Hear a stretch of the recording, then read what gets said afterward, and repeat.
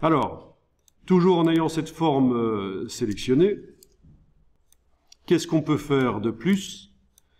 Vous pourriez mettre, si vous voulez, des ombrages.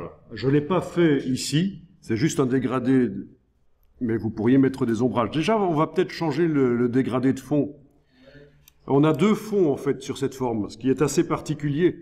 Ça, c'est la palette aspect qui permet ça. C'est assez génial. On a le fond avec le motif. On verra plus tard qu'on peut modifier sa dimension, son orientation. Et on a le fond avec le dégradé. Activez le fond avec le dégradé. Alors faites bien attention parce que si, avec la flèche noire, vous avez cliqué à côté de l'objet, il n'est plus sélectionné. Mais le gros piège, c'est que dans la palette aspect, vous avez toujours tout qui apparaît, les caractéristiques du dernier objet qui avait été sélectionné. Et si vous modifiez quelque chose là, ça ne va rien changer sur l'objet, bien sûr, il n'est pas sélectionné. Donc il faut faire vraiment attention, il faut sélectionner l'objet sur lequel on veut travailler. Donc ici, vous allez pouvoir cliquer là, ça fait apparaître le nuancier, c'est la même chose que le nuancier qui est quelque part là, voilà, sur l'écran. C'est la même chose. Et on va aller chercher des dégradés. Ah ben il y en a déjà un là que j'avais créé. Alors oui, c'est normal qu'il soit tout petit là. Mais si tu veux, tu peux aller dans le menu ici et demander affichage par grande vignette. Voilà, du coup, on a un affichage par grande vignette quand on clique là. Mais c'est vraiment exactement la même chose que le nuancier. Du coup, je vais utiliser le nuancier qui est là dans la palette, c'est mieux. Parce qu'il n'y a pas assez de place si on l'utilise via la palette aspect ici. Il faut jouer avec l'ascenseur, c'est vraiment foireux. Donc, il suffit d'activer le fond ici et puis je vais jouer ici. Alors, je disais, il y a un dégradé ici, un peu couleur dorée. Voilà, vous pouvez tester et voir ce que ça donne. Mais on va aller en chercher d'autres, vous allez pouvoir choisir votre propre dégradé.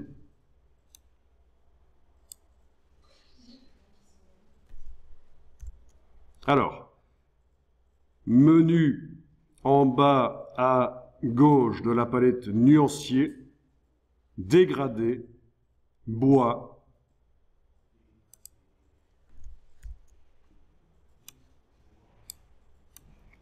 Et là, vous pouvez, la palette qui s'est ouverte, l'agrandir. Et vous pouvez tester un ou l'autre dégradé. Mais vous pouvez aussi passer à la palette suivante qui était dans la liste avec la petite flèche noire. Donc c'est comme pour les palettes des brushes en fait. Hein. Voilà, et vous testez. Bien.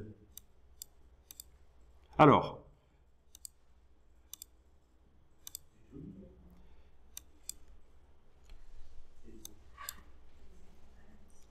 On est d'accord, ça marche? Alors voilà. La logique de recherche, c'est d'enregistrer régulièrement le document sous un nom différent pour garder les versions d'avant, mais vous pouvez aussi avoir cette logique à l'intérieur du document ici. Donc pour ça, il va falloir sélectionner tout. Vous faites un CTRL A sur le PC, commande A sur le Mac, ça correspond à menu sélection tout. Donc tout se sélectionne, la photo n'est pas sélectionnée. On imagine que le dessin a été fait entièrement et qu'on n'a plus besoin de la photo en fait. Hein. Donc elle ne se sélectionne pas, c'est logique, elle est verrouillée, elle n'est même pas affichée. Mais par contre tout le reste se sélectionne, vous voyez. Et avec la touche Alt, vous prenez la flèche noire et avec la touche Alt, enfoncée, vous allez déplacer. Voilà, vous pouvez même enfoncer Shift, la touche majuscule, et vous allez mettre à côté. On lâche le bouton de la souris, puis Alt et Shift, et vous avez fait une copie. Donc c'est la logique de recherche. On multiplie comme ça dans le fichier Illustrator des versions, parce qu'on va faire différents tests, et on va pouvoir comparer. Donc c'est une fois que c'est sélectionné, avec la flèche noire et la touche Alt enfoncée, et peut-être même aussi la touche Shift, la touche majuscule, pour que ça se déplace parfaitement à l'horizontale, on déplace, voilà.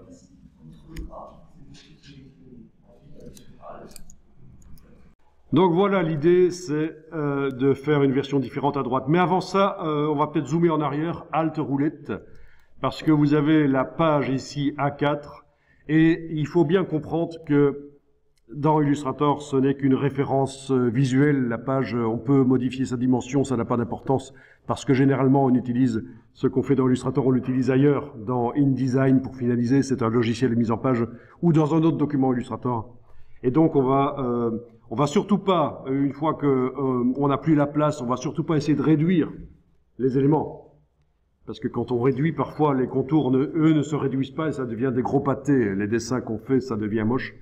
Non, il vaut mieux agrandir le plan de travail derrière. Donc pour agrandir le plan de travail, vous activez l'outil plan de travail. Et du coup, vous allez pouvoir, avec les poignets, oups, j'annule, avec les poignets, voilà. OK. Agrandir, tout simplement.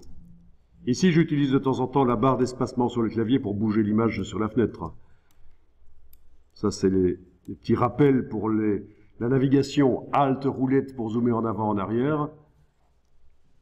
Barre d'espacement pour bouger les choses. OK. Une fois que vous avez fait ça, vous pouvez reprendre la flèche noire dans la palette des outils. Et donc l'idée ici, c'est d'activer maintenant le travail sur cette forme-là, de la silhouette de droite. Dans la palette aspect, on vérifie que, eh bien en fait, il faudrait activer le fond dégradé. Et vous allez pouvoir tester l'application d'autres dégradés, ou alors tester la manière dont ce dégradé s'applique avec l'outil dégradé. Avec l'outil dégradé, vous tracez et vous décidez comment le dégradé se met.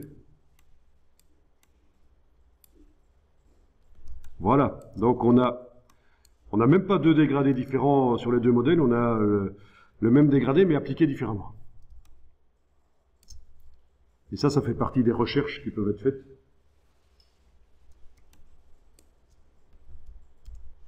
Quand vous activez l'outil dégradé, est-ce que vous voyez la barre ici qui apparaît? OK. Ah, si vous ne la voyez pas, pendant que l'outil dégradé est activé, vous allez dans le menu affichage et vous demandez afficher l'annotateur de dégradé. Bon, la barre, si vous la prenez, elle permet de bouger le dégradé. Alors, il faut la prendre par le bon endroit.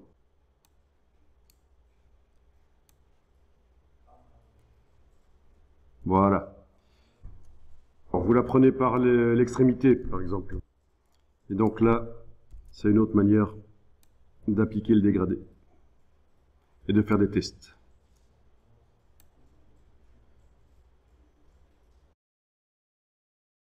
Alors, les petites boules là qui apparaissent sur l'annotateur de dégradé, ben, ce sont les couleurs. Et c'est vrai qu'on pourrait double-cliquer sur une couleur, sur une boule, et modifier la couleur à un endroit ou l'autre.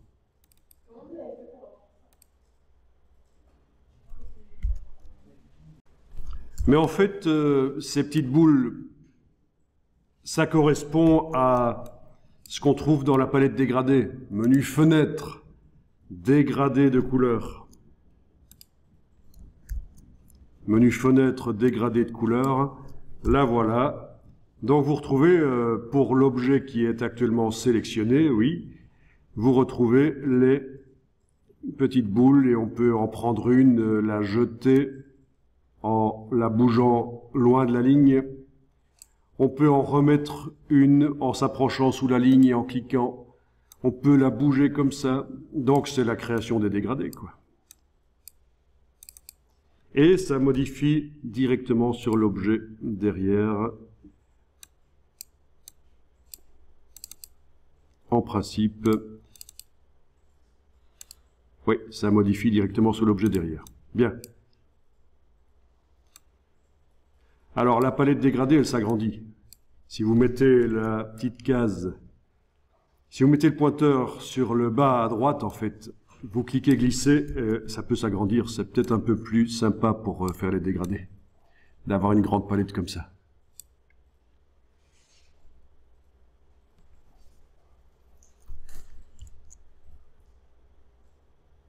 Alors, quand vous double-cliquez, ça vous propose donc de faire une couleur. Ici, chez moi, c'est une couleur RVB, mais peut-être que chez vous, c'est CMJN. Pour modifier, il faut aller dans le petit menu ici et demander RVB, si vous voulez pouvoir vraiment mettre des couleurs très vives à certains endroits. Ceci dit, comme c'est une simulation d'un tissu qui pourra être créé, peut-être que des couleurs très vives, quoique, il y a quand même plus de couleurs vives possibles sur tissu que en CMJN avec les couleurs, les encres de l'imprimeur. Donc c'est pas idiot de faire du RVB même pour ça, même pour un tissu comme ça. Donc c'est le double-clic ici sur l'échantillon ou sur l'annotateur de dégradé, c'est le même principe. Et alors, dans la boîte qui s'ouvre, dans le menu ici en haut à droite, on peut choisir RVB et on a donc des couleurs beaucoup plus vives qu'en CMJN.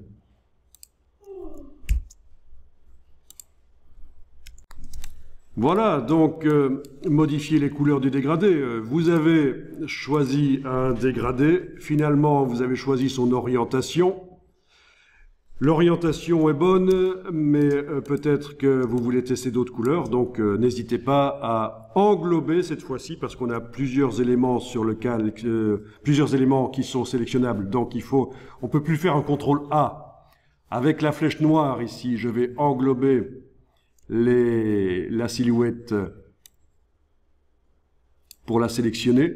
Touche Alt, Shift, je déplace, voilà. Je clique à côté pour désactiver et je reclique sur la forme que je veux modifier. Je vérifie dans la palette aspect que je suis bien en train de modifier le fond. Il faut qu'il soit activé, là, voilà. Et voilà.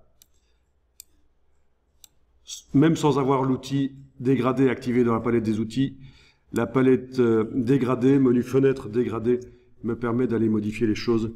Je peux tester l'inversion, tiens. Voilà, l'inversion du dégradé.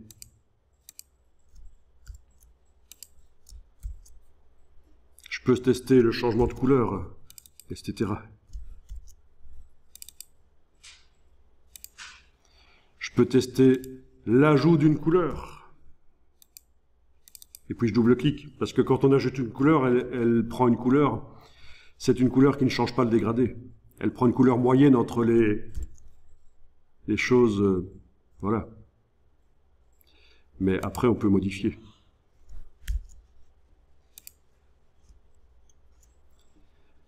Voilà, on peut retirer une couleur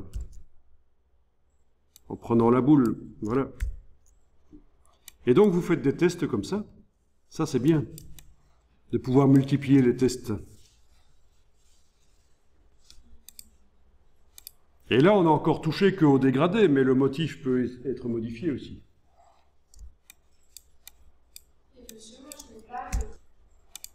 Quand vous avez testé ça, vous enregistrez.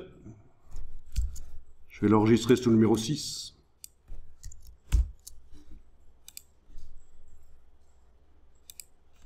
Voilà, on va créer un embranchement. C'est-à-dire que après avoir fait vos différentes recherches, mais ça peut être là, il y en a 3, mais ça pourrait être 12, ça peut être 20 versions différentes avec des dégradés différents.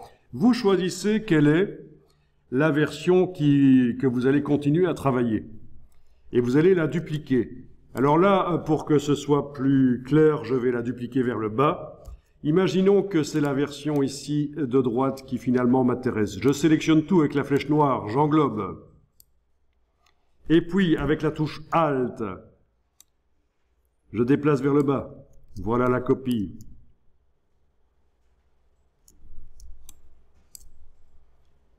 Et au départ de ça, je vais faire différentes versions encore. Mais avant ça, je vais peut-être, et là je vais faire réapparaître la palette des outils qui a disparu. Menu fenêtre, barre d'outils avancée, voilà. Je vais activer l'outil donc plan de travail pour pouvoir agrandir la feuille pour avoir du blanc derrière. Voilà. Donc, je continue le boulot là-dessus, peut-être un petit enregistrement. Non, le CTRL S, c'est écraser la version d'avant. CTRL majuscule S éventuellement, CTRL SHIFT S, enregistrer sous pour pouvoir changer le numéro à la fin du nom. Sinon... Ok, et puis je vais faire des tests. Tiens, qu'est-ce que ça donne si on modifie la dimension du motif et l'orientation? Eh bien, on va faire ça. Donc, je sélectionne la forme avec la flèche noire de cette silhouette qui est en bas, donc. Je regarde dans la palette Aspect, menu Fenêtre, Aspect.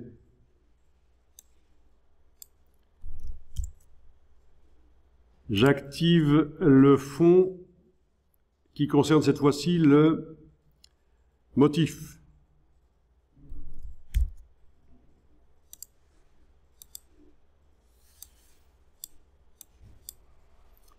Et pour modifier la dimension du motif, je vais double-cliquer sur l'outil de mise à échelle. C'est cet outil-là. L'outil de mise à échelle, je double-clique sur lui. Dans la boîte qui s'ouvre, je vais décocher transformation d'objet et je laisse cocher transformation de motif. La case aperçue est cochée. Ici, vous allez indiquer ce que vous voulez. Je vais faire une réduction à 50%. Pour valider ce que j'ai mis là-dedans, j'enfonce la touche Tab sur le clavier, la touche Tabulation. Et ça va redimensionner le motif, comme vous voyez. Évidemment, cette petite astuce de la touche tabulation, c'est le b.a.-ba de l'utilisation des logiciels Adobe. Sinon, vous êtes chaque fois obligé de cliquer sur OK, puis de revenir dans la boîte. C'est nul. OK. Alors, je vais, avec la flèche noire, englober à nouveau tout. Touche Alt, dupliquer. Cliquez à côté et resélectionnez la forme. Oui, cliquez à côté, c'est pour désélectionner. Et puis, resélectionner la forme. Et qu'est-ce que je vais tester ici? Ben, en plus de la dimension, je vais tester l'orientation. Et l'orientation, c'est le double-clic sur l'outil de rotation.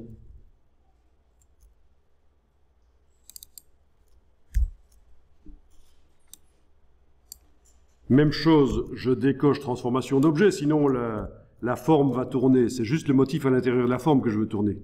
Donc transformation de motif est coché, transformation d'objet n'est pas coché, aperçu est coché. On joue sur l'angle, on teste.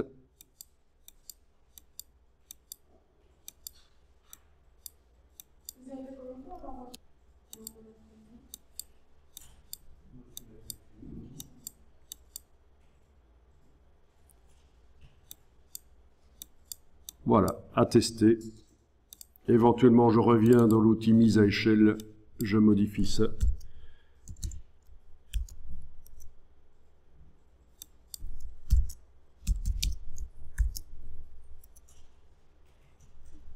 OK. Et voilà, des recherches supplémentaires.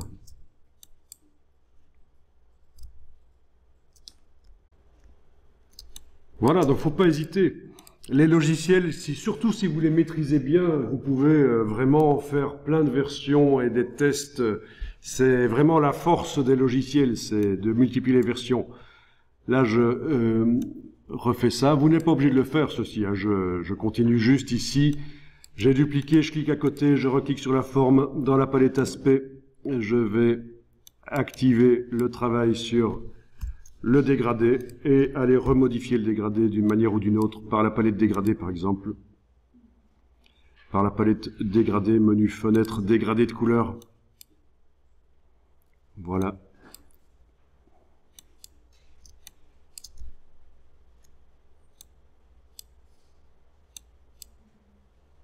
Ah oui, je vais peut-être réutiliser l'outil dégradé pour redéployer le dégradé dans un sens ou l'autre. Voilà. Remodifier les couleurs, etc. Donc, vous devez vraiment faire des tests, des recherches.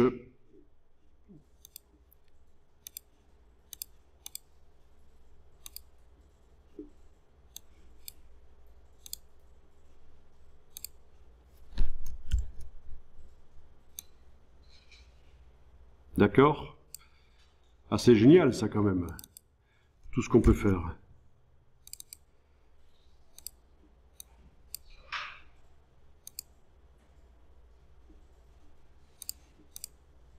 Waouh. Voilà. Ok, et peut-être que ce contour vert n'est pas génial finalement. Voilà. Il n'est pas nécessaire dans tous les cas.